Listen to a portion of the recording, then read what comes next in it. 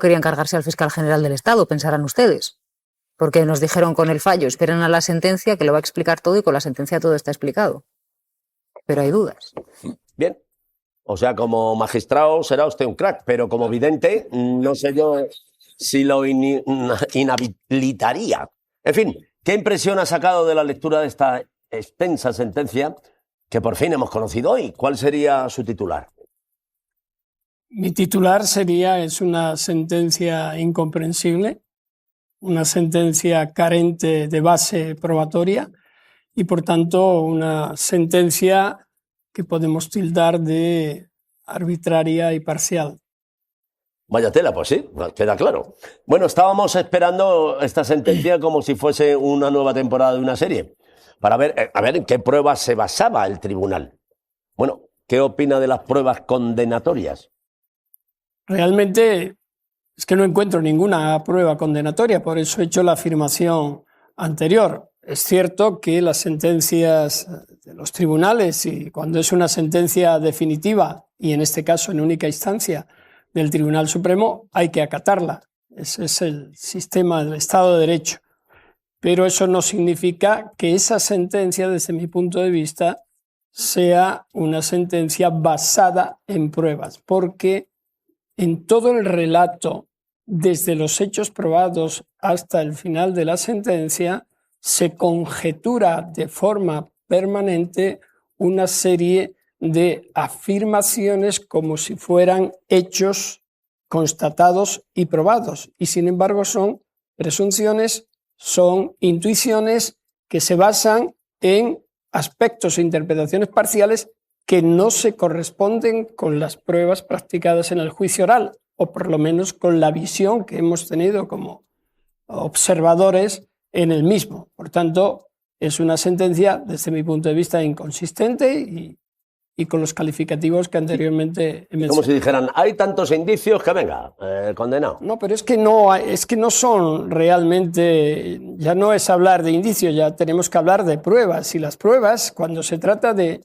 un tribunal de justicia, y además en este caso el máximo tribunal, que es el que marca la tendencia en la jurisprudencia, es el foco, debería de ser el faro en el que todos nos vemos reflejados, tendría que ser de una contundencia, una exhaustividad que no dejara duda alguna de que esto ha ocurrido. Y sin embargo, quedan más dudas y certezas de que no ha ocurrido que de haber sucedido. Y ese es el problema. El problema es que ahora mismo, pues, no puedes decir que la condena del fiscal general del Estado es una condena basada en pruebas y en hechos, aunque se digan hechos probados y pruebas, desde mi punto de vista, solamente existe presunciones. Y la presunción en el derecho penal está prohibida.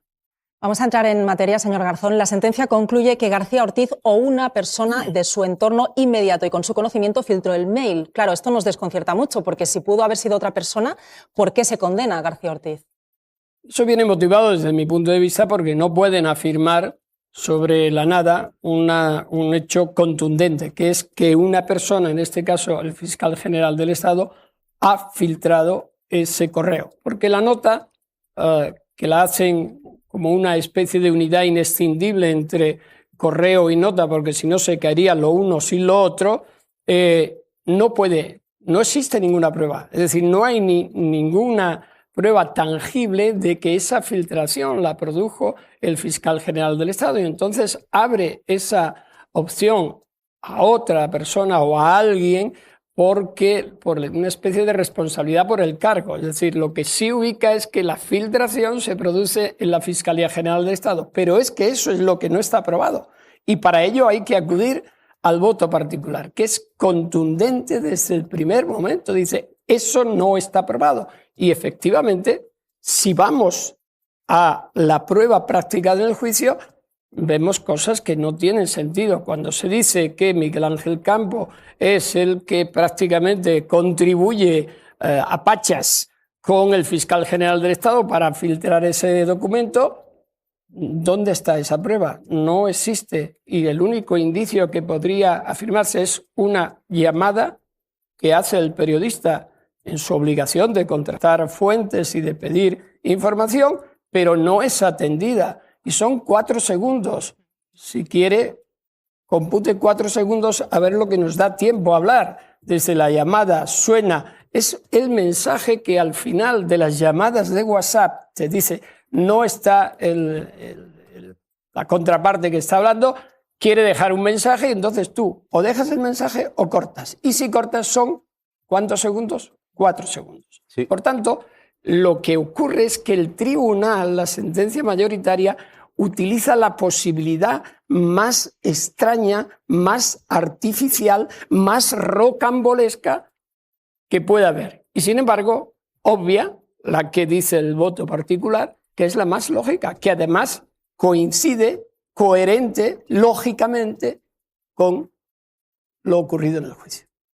Si es que, quiere decir que no solo eso, sino que el propio Miguel Ángel Campos dice allí en la sede judicial que no le ha filtrado el señor Ortiz. Es decir, allí no hay ningún testimonio que diga lo contrario. Entonces, ¿hay alguna especie de, no sé, intuición divina que le lleve al tribunal a decir, usted diga lo que quiera y, en segundo lugar, habría cometido perjurio, ¿no? Sí, efectivamente. Es decir, si tú afirmas, si se afirma que usted y yo hemos sido los partícipes de ese acto ilícito, si yo he mentido en el juicio, el tribunal tiene que ordenar la deducción de testimonio por falso testimonio que se comete en el momento del juicio oral.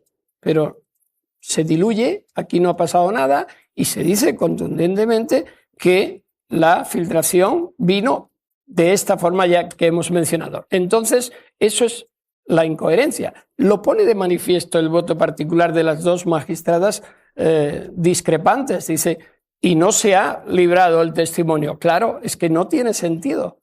Es lo mismo, siempre elige la sentencia, porque tiene que justificar el fallo que ya se había dicho 19 días antes, la opción más perjudicial para el acusado. Por tanto, eso demuestra que ha habido una especie de competición entre el tribunal mayoritario y la defensa. Y el tribunal no tiene que competir con la defensa para contradecirlo, porque eso le hace parcial. Lo que tiene que hacer es valorar los elementos que hay, hacerlo de forma imparcial y establecer una consecuencia lógica.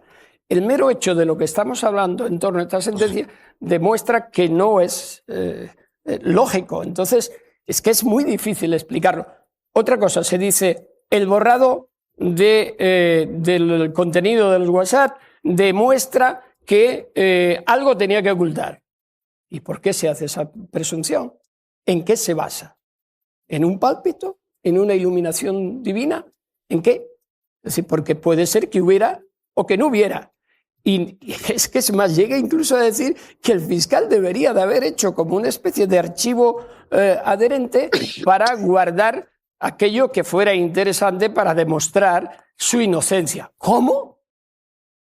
¿El acusado tiene que demostrar su inocencia? Los mensajes porque es un criminal. Ya está. Además de por sencillo. filtrar el mail, también condenan a García Ortiz por esa nota informativa emitida por la Fiscalía para desmontar la versión falsa del entorno de Ayuso. ¿Esa nota informativa no había quedado fuera del juicio? Aparentemente. Eso es lo que se dijo en la sala de admisiones. Pero hay muchas más cosas que no nos da espacio a hablar en una entrevista como esta. Por ejemplo, se critica que se haya recusado a los componentes de la sala de admisiones posteriormente fuera de plazo, pero hay una cosa que es la abstención, porque habían formado criterio, y criterios sobre el particular de la nota, excluyéndola, aunque decían aparentemente. Es verdad que luego el instructor introdujo en una de sus resoluciones finales la nota otra vez, y en el juicio oral las acusaciones al final la introdujeron de nuevo. Es decir, ¿por qué? Porque se caía la acusación y acudieron. Y la hace como una especie de unidad inescindible, porque sin la nota, el correo, cuando no se demuestra, no se ha acreditado la filtración, se queda inane. Y la nota por sí misma da información, porque la nota no desvela ni revela ningún hecho secreto ni novedoso. Se produce el día 14 por la mañana y ya una vez que están todos los datos publicados, los del correo y todas las informaciones, y se basa en ese correo, en esas informaciones, de modo que el símil que pone la sentencia del cirujano plástico y otros demás es contestado también por las magistradas discrepantes, diciendo algo que me parece muy lógico, que dice, no somos dadas a dar ejemplos en la sentencia, pero ese ejemplo que se da también se puede interpretar en un sentido contrario, de que quien sufre esa intervención quiera deformar la información y afectar al que la da, ¿no? Entonces no tiene sentido, no tiene consistencia, y además olvida, porque llega a decir que no se puede dar una información, la nota informativa, cometiendo un delito. Eso para mí está fuera de todo lugar, porque olvida lo que es la función, el deber del fiscal general del Estado, cuyo papel no se valora en la sentencia. Me parece como que es cualquiera, es el representante máximo de la sexta autoridad del Estado, del Ministerio Público. Minusvalora a los fiscales, al sentido de lo que es el Ministerio Fiscal, denota una desconfianza, se le toma como un enemigo.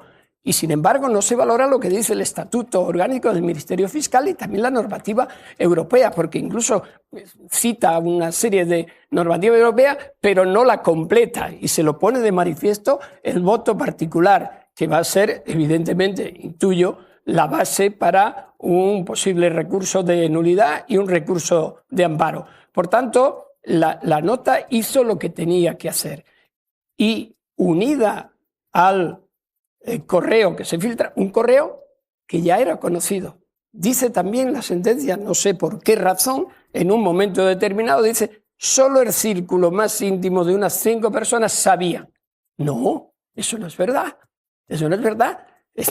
Objetivamente, el canal por el que se introduce ese correo demuestra objetivamente que son muchas más las personas, llega incluso a cifrar en 490 y tantas, pero es que, siendo más reducidos, se demuestra objetivamente que ese canal de información tenían acceso a otras personas, con lo cual el fiscal nunca, el acusado nunca ha dicho que fueran otras personas, sino simplemente su defensa planteó por qué no se plantea el tribunal que haya podido ser otro el cauce, y sin embargo, y ahí radica otro de los elementos de ataque desde mi punto de vista a la sentencia, optó siempre por una sola posibilidad, que era el fiscal general del Estado, y que todas las demás hipótesis, si se tenían que valorar, tenía que ser el fiscal el que lo hiciera. No, la acusación es la que tiene que destruir el principio de presunción de inocencia, lo mismo que decir que lo que se borra y demás, y todo meterlo ahí en un batiburrillo de que todo era una mente perversa por parte del fiscal general del Estado, eso contradice las normas más elementales de la imparcialidad. Lo cierto es que la sentencia del Supremo es firme, contra ella ya solo puede pedirse la nulidad, algo que la defensa de García Ortiz se está planteando. ¿Cree que hay recorrido para esa nulidad del juicio? Por supuesto que lo hay. Es decir, dice un viejo dicho que la justicia hay que pedirla y después que te la den, ¿no? Tener razón y que te lo reconozcan. Por tanto, si hay base por lo que estamos hablando y por lo que se ha visto de la sentencia, para mí es una sentencia muy floja en sus razonamientos jurídicos. Y el punto más débil es que opta desde el principio por la tesis condenatoria y no ha admitido ninguna otra posibilidad, y como he dicho antes, se lo plantea como una confrontación contra la defensa, y eso es lo peor que puede hacerse en un tribunal. Insisto, el tribunal no debe pelearse con la defensa hace su papel, pero es que incluso llega a decir que el silencio del fiscal o el negarse a contestar a una serie de acusaciones populares se vuelve en su contra. No, eso también lo menciona el voto particular cuando habla de la doctrina Murray, que no la cita, pero que es así. Mire, cuando esto se valora el silencio de esa forma, tiene que haber una contundencia de indicios enfrente que el silencio demuestre que es culpable, que te lo están restregando en la cara y tú te callas porque no tienes salida, ¿no? Pero aquí el fiscal dio una explicación coherente. cohesionada. ¿Por qué se borran esos mensajes cuando los emails incluso meses después? Por tanto, si vamos a la unidad de valoración de la prueba, se quiebra. Ahí también hubo testimonios que dijeron que sí, que es lo que hay que hacer, que es lo que se hace. Y no se puede el tribunal, otra vez atacando a la defensa, decir, vaya desastre que hay en la Fiscalía, que no coordinan y no controlan quién filtra, quién no filtra. Oye, ¿pero qué tiene que ver eso? ¿Para qué? Usted no me puede afirmar que el fiscal, sin lugar a dudas, ha sido el autor de esa filtración. Y si no lo puede afirmar, no puede haber una sentencia condenatoria, y mucho menos en indicios, algunos indirectos, indicios que no pueden recibir el calificativo de tales porque no se basan en un sustrato coherente y consistente. Ese es el problema. ¿Qué peso cree que va a tener este juicio, señor Garzón, en la imagen del Supremo y en general de la justicia española? No es una imagen buena la que se da, porque en alguna ocasión he dicho que la justicia, para que sea confiable, tiene que ser comprensible y no valorada desde el punto o la óptica política de cada cual. Es decir, aquí ya se sabía que el Partido Popular no iba a decir, bueno, la sentencia, aunque condena, pero no es coherente en sus argumentos. No, la valoración política es muy bien, y además el presidente del gobierno que siga la estela, y así sucesivamente. Entonces es una sentencia que genera desconfianza en la justicia. Y esa desconfianza en el ciudadano es muy peligrosa, porque a partir de ahí se le va a poner títulos y caras a la justicia. Resulta que se puede uno plantear con honestidad, decir, ¿esto estaba así desde el principio? ¿Ya sabíamos que iba a ser 5-2? ¿O ha sido después? Si ha sido después, ¿qué pruebas ha habido? Porque entonces sí, ha habido, pero te vas al juicio oral y dices, no ha habido. Entonces te quedas con una sensación de que parece que esto ya estaba decidido. No digo que lo estuviera, digo que aparenta. Y la apariencia es fundamental, como después ha ocurrido con algunas actuaciones concurrentes desde antes y durante el anuncio del fallo hasta la proclamación de la sentencia en el día de hoy. Si yo fuera familia de Pedro Sánchez ya me tomaba 2 torinales, porque o me compraba un traje de rayas que se lleva. No estoy de acuerdo con lo que ha dicho Margarita Robles, pero también comprendo su afirmación. Yo acato la sentencia del Tribunal Supremo. Eso es lo que marca el Estado de Derecho. Pero no la comparto ni en sus argumentos, ni en la valoración de la prueba, ni en la cadencia que se establece en la misma para llegar a una conclusión condenatoria. Y para eso, pues, trato de analizar los elementos que los magistrados mayoritarios afirmen. Y la prueba de que esto es así es que hay un voto discrepante de 2 magistrados muy contundente. Por ejemplo, la sentencia afirma categóricamente que el correo se lo da el fiscal general de Estado al periodista de la SER, Miguel Ángel Campos. ¿Dónde está probado esto? Pues no hay prueba directa. Pero es que vayamos a ver si hay prueba indirecta, es decir, prueba indiciaria. El cuadro y establece una cadencia en la que faltan elementos que el voto particular se encarga de llenarlos en los hechos probados. Ese es el problema. Es que hay 2 sentencias, ¿no? Hay 2 hechos probados, 2 relatos. Uno que es coherente con lo que se ha visto en el juicio oral y otro que no es tan coherente. Y, insisto, la secuencia que se describe por el instructor y por la hipótesis condenatoria ya definitiva de que la Fiscalía emite la nota después de tener el correo, eso no es cierto. Es decir, emite la nota después de que se ha publicado el correo. Y para salvar esa distancia tienen que decir que se lo da. Pero ese es el problema. ¿Dónde está la prueba directa o indirecta? Más allá de la intuición por parte de la mayoría de que esto fue así. Yo no la veo. Y luego la duda, ¿no? Porque claro, cuando el Supremo abre el caso contra el fiscal general del Estado en octubre de 2024, la nota de prensa del Poder Judicial dice que lo que se revela en la nota de prensa del fiscal general del Estado ya había sido difundido previamente los días 12 y 13 de marzo por medios de comunicación. Y cita a medios escritos y cita a medios radiofónicos.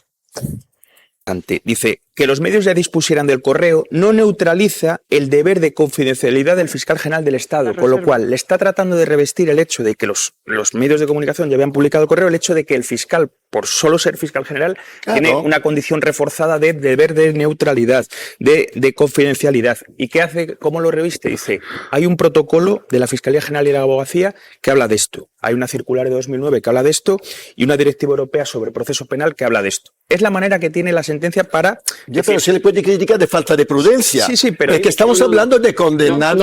Hay que verse el voto particular donde se dice que esa mención al reglamento no es completa y admite otras interpretaciones.